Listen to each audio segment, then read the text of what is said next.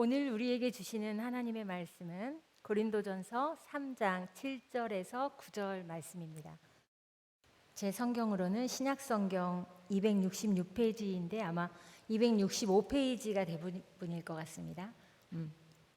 고린도전서 3장 7절에서 9절 말씀입니다. 우리 함께 한 목소리로 하나님의 말씀을 읽겠습니다. 그런즉 심는 이나 물 주는 이는 아무것도 아니로되 오직 자라게 하시는 이는 하나님뿐이니라. 심는 이와 물 주는 이는 한 가지이나 각자가 자기가 일한 대로 자기의 상을 받으리라. 우리는 하나님의 동역자들이요 너희는 하나님의 밭이요 하나님의 집이니라. 아멘. 제2수요일에 예배 자리로 나오신 여러분을 환영하고 축복합니다.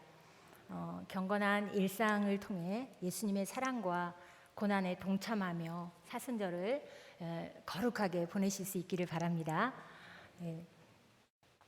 여러분 화초를 좋아하십니까? 저는 화초를 좋아합니다. 잘라서 이렇게 다발로 묶어놓은 그런 화초보다도 흙에 뿌리를 내리고 있는 그런 화초를 좋아합니다. 그래서 저희 집 발코니에는 크고 작은 식물들을 화분에 심어서 작은 정원을 가꾸고 있습니다. 작은 화분에 의지해서 꼬물꼬물 이렇게 자라면서 사철 꽃을 피워내는 이런 식물들을 보는 기쁨이 얼마나 큰지 모르겠습니다. 사실 말이 정원이지 조그만 화분 몇 개 늘어놓은 게 전부이지만 잔손이 아주 많이 갑니다. 물을 좋아하는지 싫어하는지를 잘 알아서 그 주기에 맞춰서 물을 잘 줘야 하고요. 또 마른 잎도 잘 떼어줘야 해요. 그리고 잎이 큰 나무들이나 난 같은 거는 또 잎을 잘 닦아주어야 합니다. 또 햇빛을 골고루 받아야 되니까 화분들을 이렇게 요리조리 돌리면서 또 이렇게 광합성을 잘 할 수 있도록 도와주고요. 또 가끔 선풍기를 틀어서 베란다 같은 데는 잘 환풍이 안 되기 때문에 이렇게 통풍이 되는 효과를 주기도 합니다. 화초들도 생명인지라 어떤 전문가에게서 들어보니까 이렇게 좋은 말을 해주고 이러면 잘 자란다고 해서 저도 제 화분 앞에서 이렇게 노래도 불러주고 축복의 말도 해주고 이렇게 합니다. 그래서 그런지 모르지만 저희 집의 화초들은 아주 잘 자랍니다. 그래서 이 녀석들이 나의 말을 알아듣는 것도 아니고 노래를 이렇게 들을 수 있는 게 아닐 텐데 어떻게 이렇게 신기한가 하고 제가 생각하고 하곤 하는데요. 이렇게 하나님께서 우리 인생을 이렇게 보살피시고 우리가 알 수 없지만 그 손길로 항상 우리를 인도하시는, 그리고 또 우리의 생명을 주관하시는 그것이 이런 것이 아닐까 하고 저는 생각해보곤 한답니다. 모든 정원에는 가꾸고 보살필 정원사가 필요해요. 저는 저희 발코니 정원의 정원사입니다. 정원사는 초목을 돌보는 일뿐만 아니라 정원을 아름답게 가꾸는 일을 합니다. 탁월한 정원사의 손길로 가꾸어진 그런 정원은 정말 보는 사람들을 감동하게 만듭니다. 정원의 주인은 자신이 원하는 그런 정원을 가꾸려고 탁월한 정원사를 고용합니다. 우리 모두는 각자의 삶의 정원을 돌보는 정원사로 부름받았습니다. 우리를 정원사로 불러주신 분은 누구실까요? 딩동댕 맞았습니다. 맞습니다. 우리 주님이십니다. 주님은 내 삶의 모든 영역의 주인이시기 때문입니다. 내 삶은 주님의 정원입니다. 전라남도 순천에는 국가정원이라고 하는 공원이 있습니다. 많이들 가보셨지요? 이름이 말해주듯이 그곳은 각 나라의 특징적인 정원을 아름답게 꾸며놓은 곳입니다. 간략하게 표현된 정원이지만 그 나라에 추구하는 바가 무엇인지, 또 생활 양식이 어떤 것인지, 또 지리적인 특성이 어떤 것인지 그런 부분들이 잘 드러나 있습니다. 그래서 우리가 대충 둘러보아도 이곳은 어느 나라 정원이겠구나 하는 것을 알게 되어요. 이렇게 정원은 주인이 누구인지를 드러냅니다. 자, 우리 삶의 정원, 내 삶의 정원은 어떻습니까? 혹시 내 삶이니까, 내 자녀니까 내 마음대로 타고난 재능과 은사의 가지들을 마구 전지하고 또 자신이 좋아하고 멋지다고 생각하는 모양으로 만들기 위해서 내 고정관념에 막 철사줄 같은 거를 칭칭 동여매가지고 그렇게 좋은 모양을 만들어 가려고 하지는 않는지요? 그러면서 또 잘못될까봐, 내 뜻대로 그게 되지 않을까봐 전전긍긍하면서 발을 동동 구르고 있지는 않은지요? 네. 자, 그러면 이렇게 해서 주인이 우리 삶의 정원에서 주인이 잘 드러날 수 있을까요? 아마 이 정원은 주인을 밀어내고 정원사 자신이 주인 노릇을 하고 있는 것이나 마찬가지일 거예요.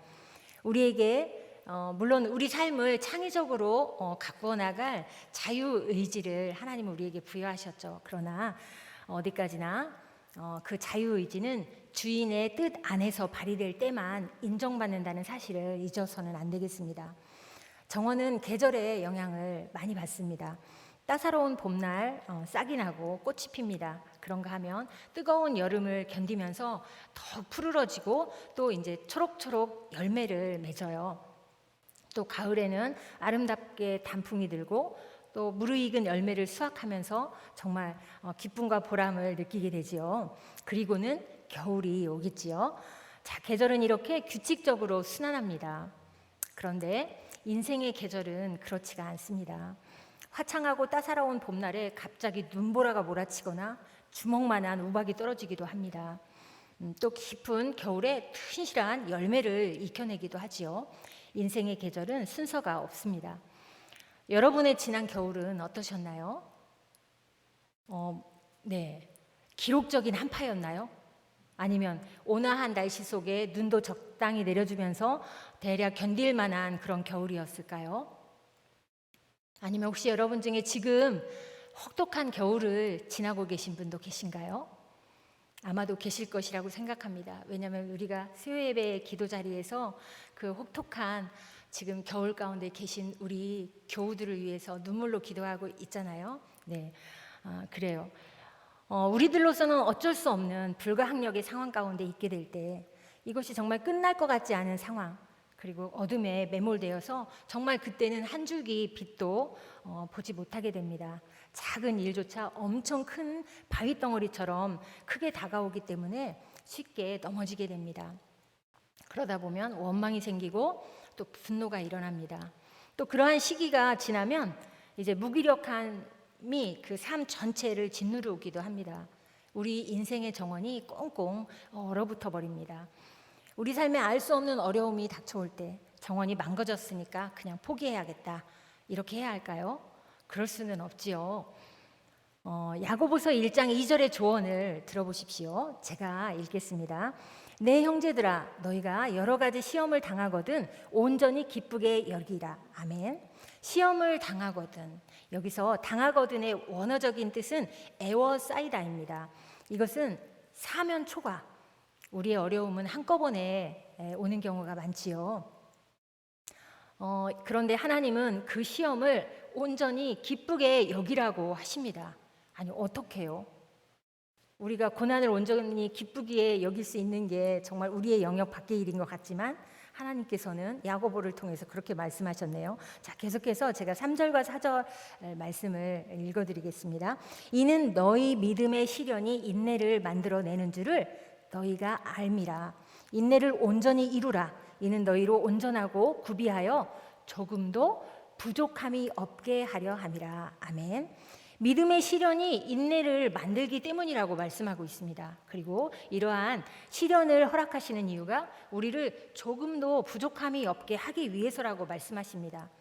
우리의 고난을 통해 하실 일이 있다는 것이에요. 이것이 우리를 고난 가운데 그냥 내버려 두신다거나 망하게 하려는 것이 아니라 부족함이 없게 하려고 그러신대요.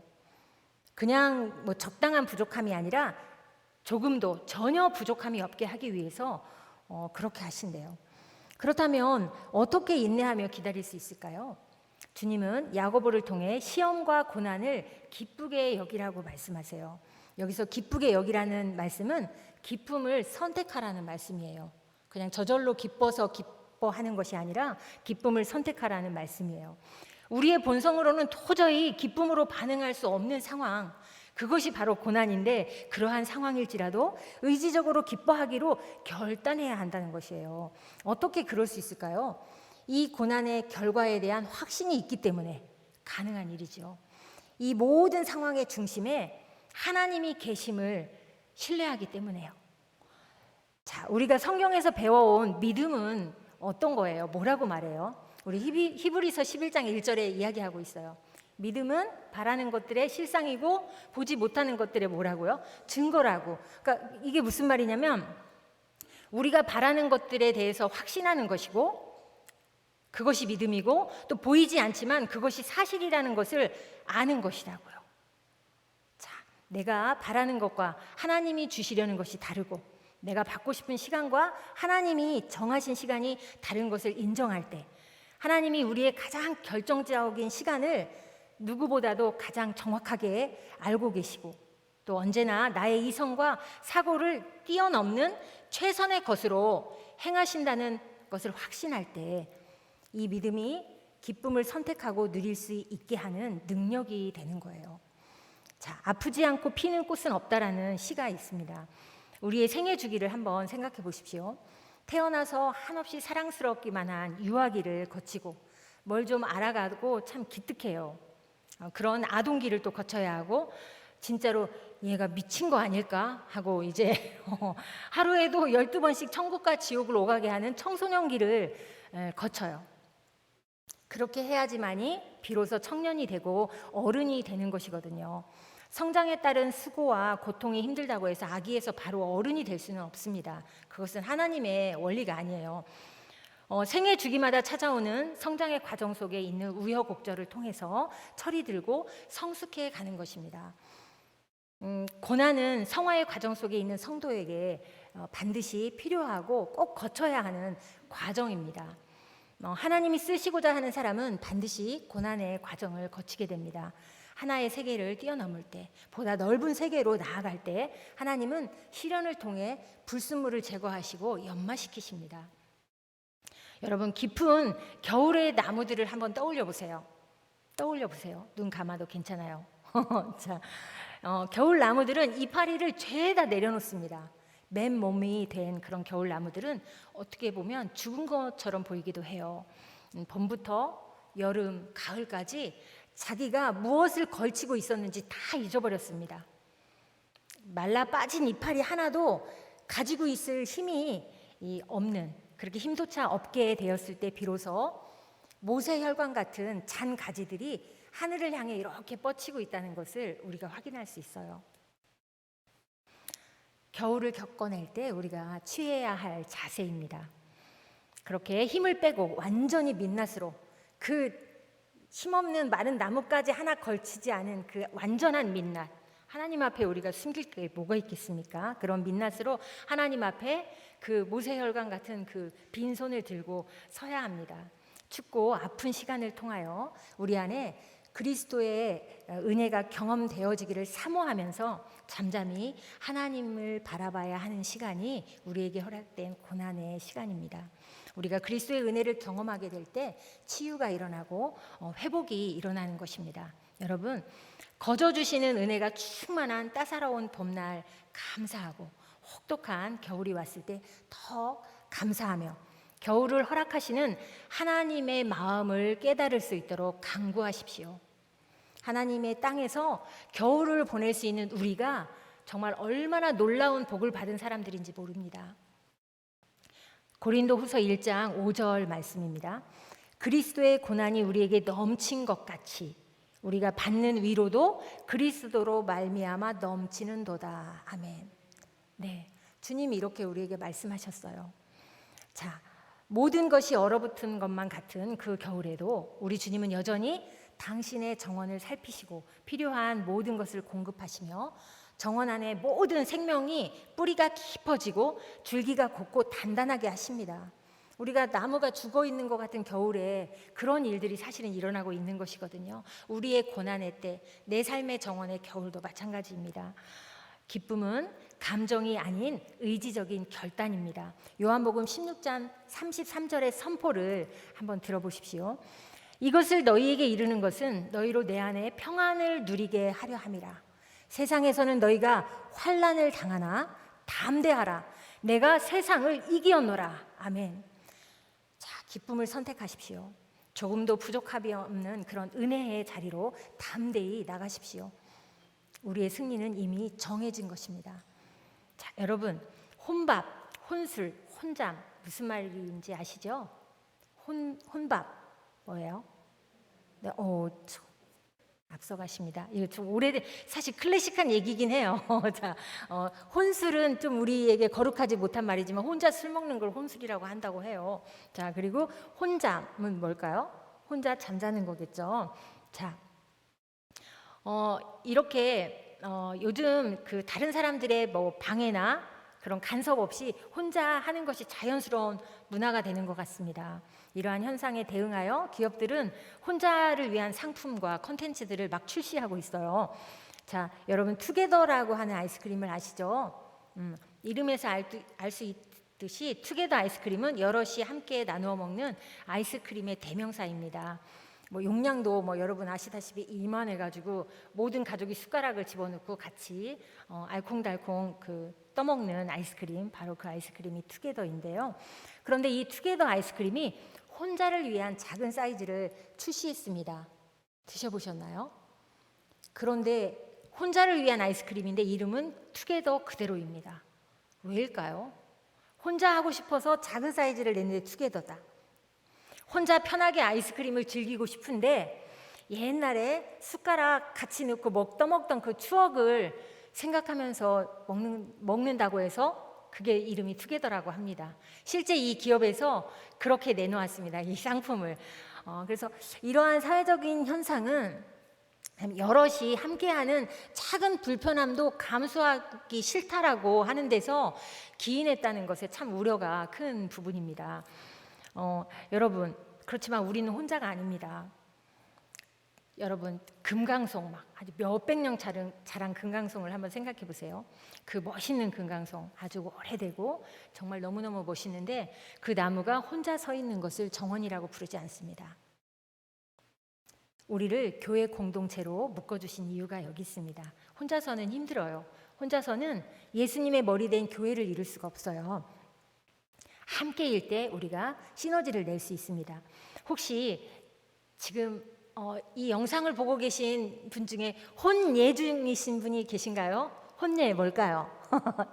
혼자 예배드리는 분. 물론 이제 어떤 특별한 일 때문에 그 영상으로 예배를 드리셔야 되는 분들이 대부분이시겠지만 특별한 일이 없는데 지금 혼예 중이신 분이 있으시다면 다음 주에 꼭 이 예배 자리에서 함께 예배 드릴 수 있기를 초대합니다. 네, 우리 함께 해요. 네. 자,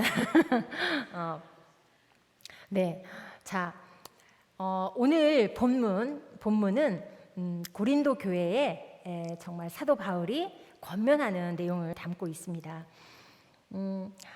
신약 시대의 고린도는 아주 번성한 도시였습니다. 물질적으로 부유하다 보니까 도덕적으로는 좀 문란한 그런 상태였습니다. 그러한 고린도에 바울이 복음을 들고 들어갔습니다.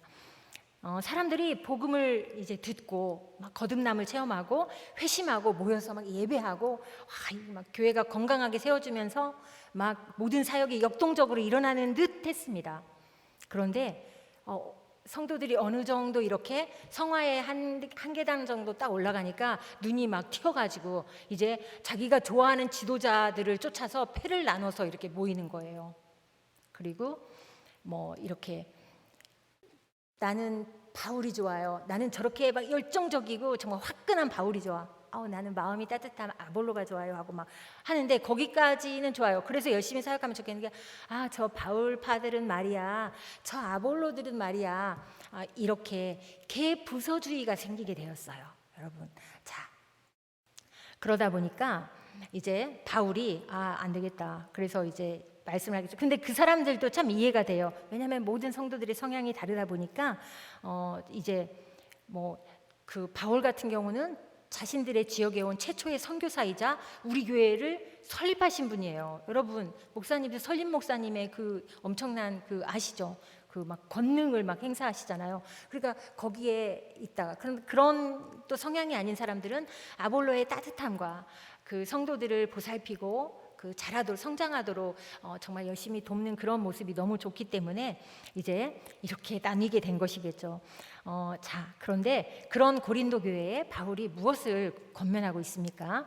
본문 3장 7절을 함께 읽어보실까요? 우리 성경 펼쳐져 있다면 함께 읽어보실게요. 시작. 그런즉 심는 이나 물 주는 이는 아무것도 아니로되 오직 자라게 하시는 이는 하나님 뿐이니라. 아멘. 네, 자신은 씨를 뿌렸고 아볼로는 그 위에 물을 주었을 뿐이라는 것이에요. 그 믿음의 씨앗이 자라게 한 것은 그들이 아니라고, 자신들은 아무것도 아니라고 말하고 있습니다. 그는 공동체에서 칭송받는 사역자인 자신들을 주목하지 말라고 말하고 있어요. 우리에게 주신 재능을 가지고 모든 노력을 다 하지만 결국 하나님 없는 애씀은 모두 헛되다는 것이에요. 계속해서 8절과 9절을 같이 읽어보겠습니다. 시작. 심는 이와 물 주는 이는 한 가지이나 각자가 자기가 일한 대로 자기의 상을 받으리라. 우리는 하나님의 동역자들이요 너희는 하나님의 밭이요 하나님의 집이니라. 아멘.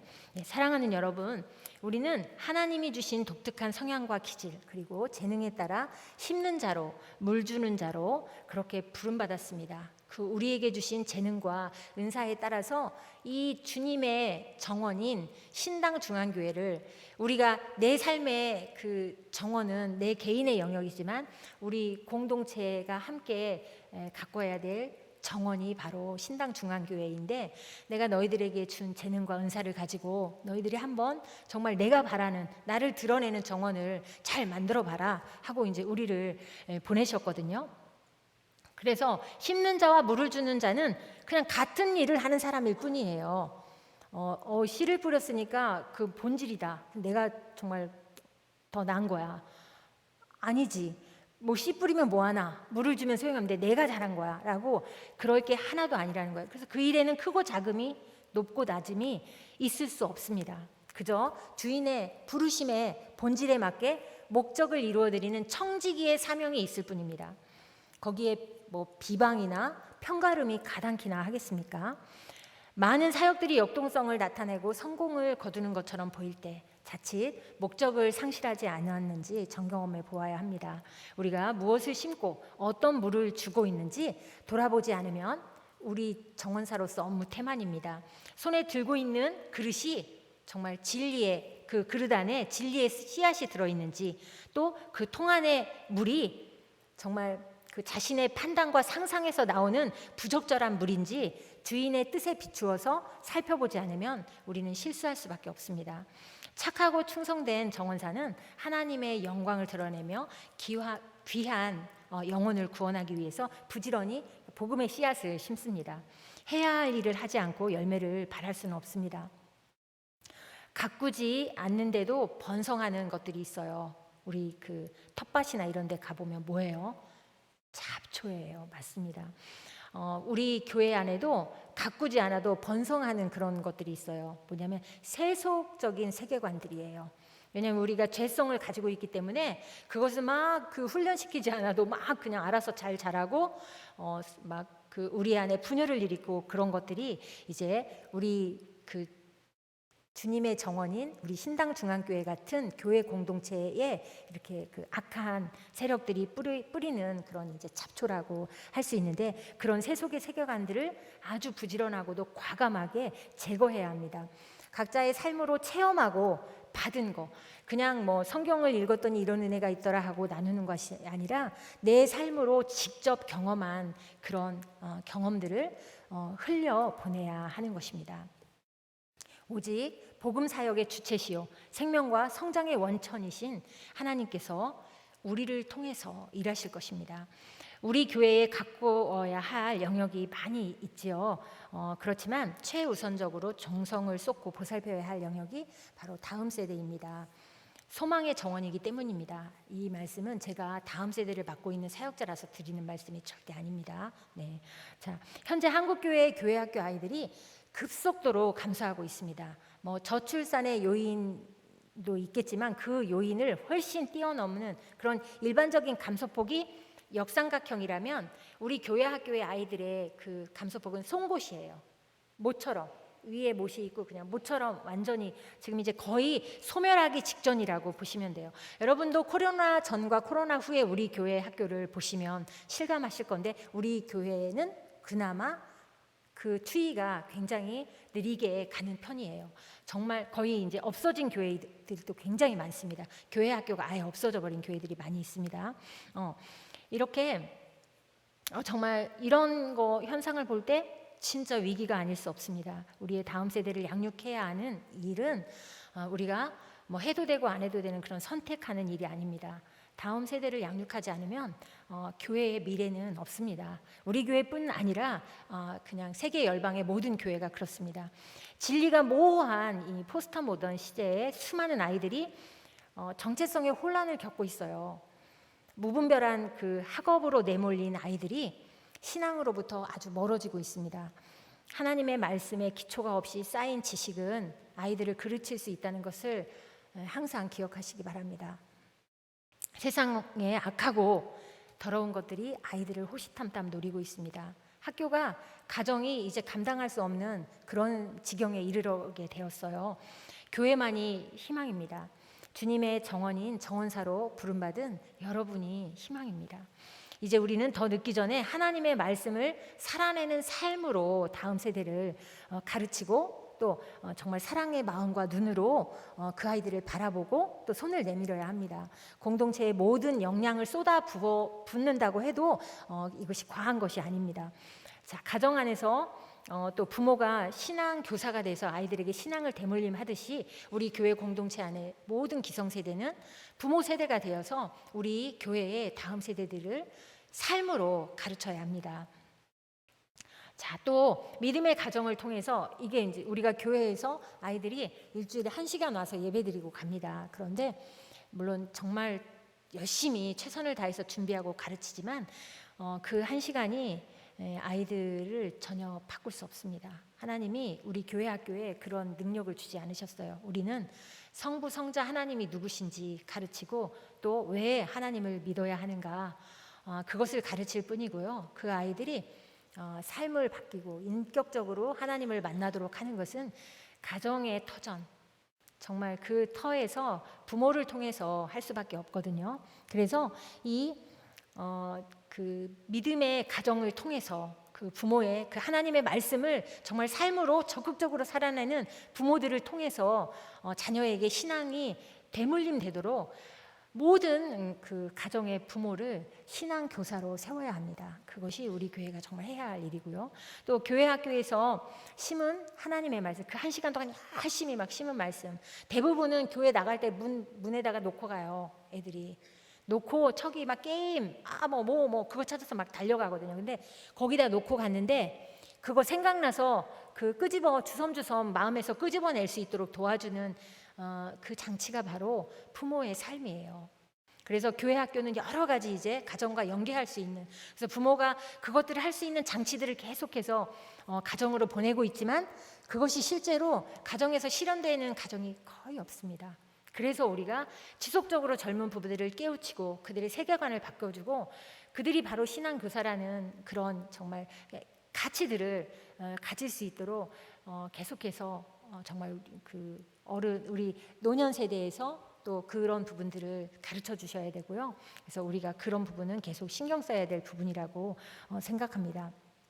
자, 세상의 교육은 다른 사람보다 더 빨리 세상에서 효과적으로 성공하는 테크닉을 가르치면서 저만치 달려가고 있어요.